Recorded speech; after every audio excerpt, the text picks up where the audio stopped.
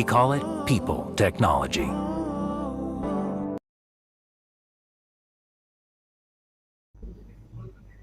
So it's a day that's going to be remembered for a while, even though the results were somewhat insignificant to the playoff spots. But Bangalore, in a thrilling game, have done the business over Delhi, and the last rights are being played out between Mumbai and Hyderabad just as we speak. Mumbai should win that by some margin, but not enough, not that improbable one that would have taken them to the playoffs. Gautam Gambhir with me on Maruti Suzuki presents ESPN Cricket for T20 timeout. Let's talk about the Bangalore Delhi game. That was something, Gautam. It had everything, including some shabby fielding and white balls and full tosses. Are RCB and Delhi just getting all this out of the way before the playoffs?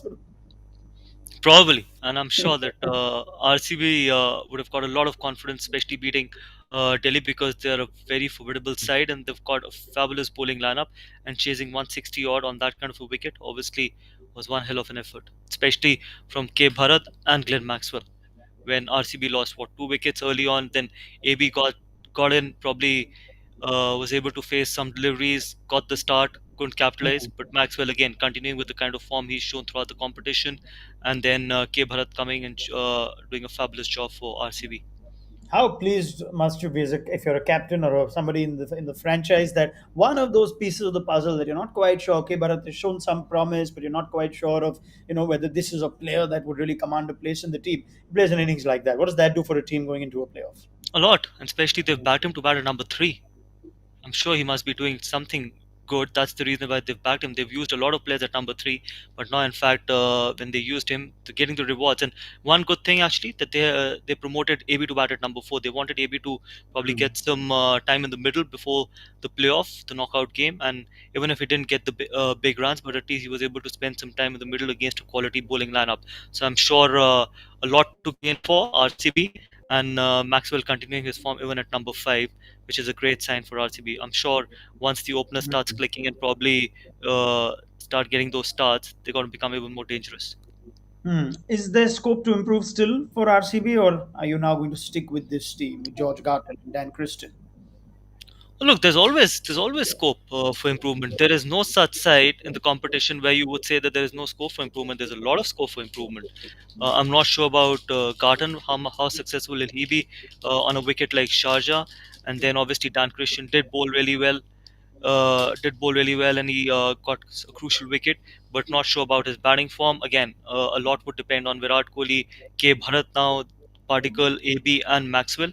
So probably yes, they need contributions from Glenn Maxwell. They need contributions from Shabazz Ahmed and Harshit Patel can actually bat a bit. But yes, they might just as the fourth overseas, they might need much more contribution from Garton as well, because if they really want to be successful in this competition. What about the Delhi Capitals then? I mean, maybe we can cut them some slack. They've been great for the season. They knew they're going to play in playoff one or qualify one, so they didn't have their best game. But one over to R. Ashwin. What does that tell you?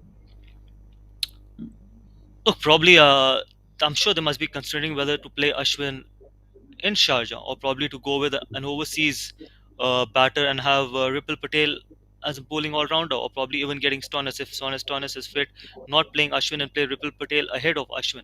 Because if anything, they were convinced with Ashwin, they should have. This was the game to give him 4 overs, irrespective of what the result of the game was, because Ashwin is still a quality bowler, and probably Ricky Ponting or whoever, Rishabh Pant might not be even convinced about his form and the way he's bowling. So I'm not sure whether he's going to play the next game or not, because that is one indication which you straight away get out of the game, that just by bowling 1 over shows that probably they don't have enough confidence in him to bowl those 4 overs. And then when you pick only 5 bowlers, and then Ashwin has to deliver.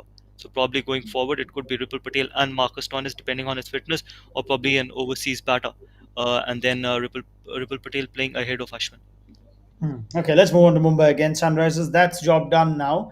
Mumbai put in a real fight. It was always going to be a bit too much, Gotham. But what do they take away now at the end of this? And same question for Sunrisers. What does each franchise take from this game? Oh, Mumbai should be very proud of themselves.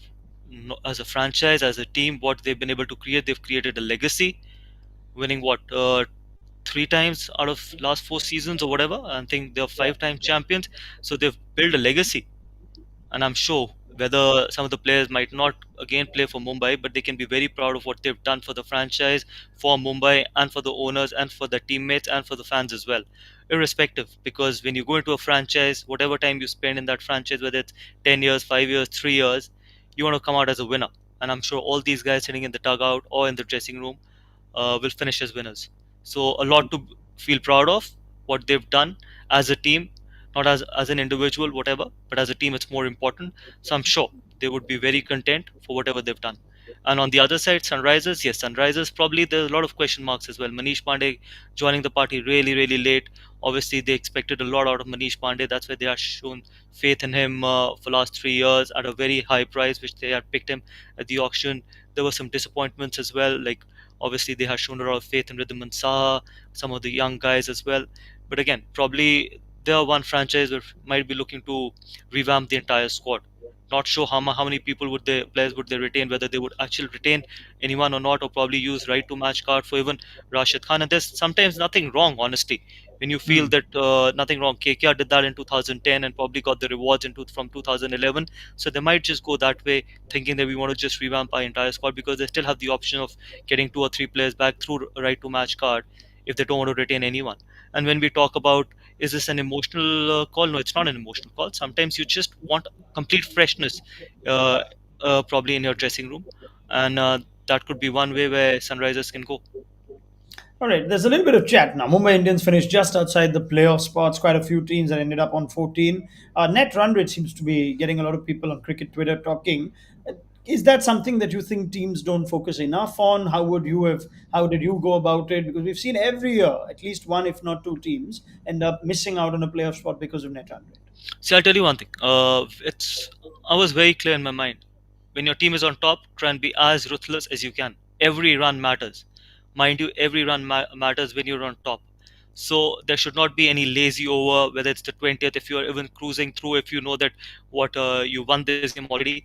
But that probably that boundary or a run might just come back to haunt you in the later half of the competition. So probably someone who's ruthless, someone who's absolutely professional would consider every run scored against a team would be very critical. So probably only in the last 2 or 3 games you start realizing that I wish we could have finished that game early. And for example, if you're batting or you're chasing, if you are in that position where you can chase the total down in the 13th over, why take it or drag it to the 15th over? And that is something where probably going forward a lot of franchise would focus on.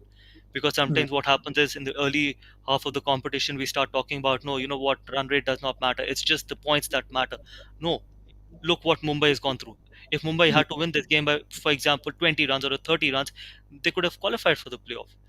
So from game one, you're not going to win all the games, but whenever you're in position to win a game, try and win as convincingly as you can. Even the last ball which you're supposed to bowl, even if 30 is required of the last ball, make sure that it's a dot ball.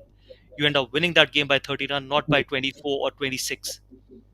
Would you like this conversation to be moot at all in the future of the IPL, if not next year, in the immediate future? We discussed the simultaneous games issue. From next year, we'll have 10 teams. You and me follow football. We know it's done often, but parity is achieved when all the teams kick off together on the last day of the league phase. Do you think that's something the IPL should try and work on?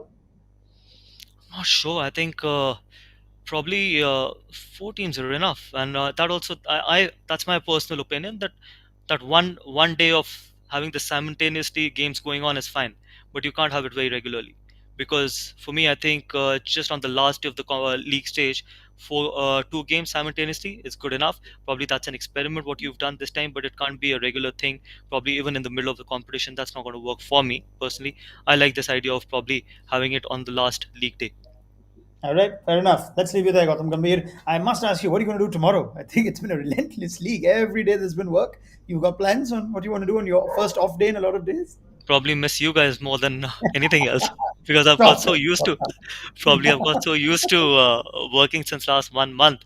Yeah, but then it's going to be a nice break, and I'm sure it's going to be a nice break for a lot of players as well. And probably they've given everything possible, so I'm sure they can go and enjoy and probably put their feet up for a couple of days.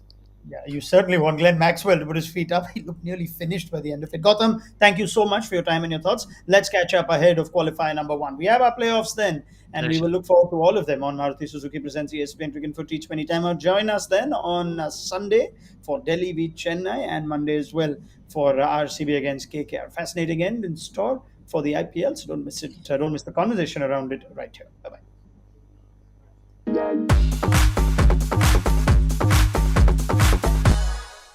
We call it people technology.